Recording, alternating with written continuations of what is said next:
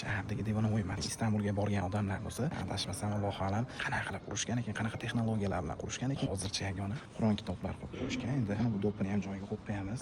Inshaalloh sizga ham shunaqangi masjidlar qurishlik nasib qilsin. Kommentariyaga amin deb yozib qoldiramiz. Videoni oxirigacha kuzatib turamiz.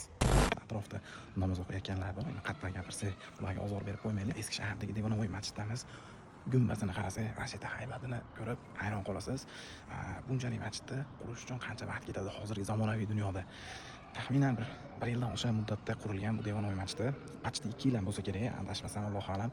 Xullas kalom, qadimgi qurilishlarni olib qaraylik. Misol uchun Istanbulga borgan odamlar bo'lsa, biladi qanchalik masjidlar kattaligini, undan tashqari Misr ehromlarini qaraylik. Qanaqa qilib qurishgan ekan, qanaqa texnologiyalar bilan qurishgan ekan deysizlar.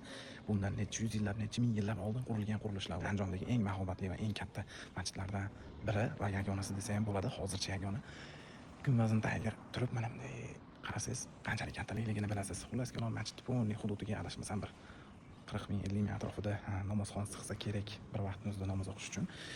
Mana bu yerda pulli mana gramlar solingan, kolonkalari qo'yilgan, svetlari hozir o'chigan, endi har doim yoqib turishmaydi. Mana bu yerda Qur'on kitoblar qo'yib qo'yishgan. Endi Qur'on o'qiyman deb kelganlarga mana alohida mana joylar qilib, mana bu do'ppini ham joyiga qo'yib qo'yamiz. Xo'p, inson xalqni ilm ustida jamlaymiz. Bu zo'r yozuv bor ekan bu do'ppini, e'tibor qilmagan ekanman.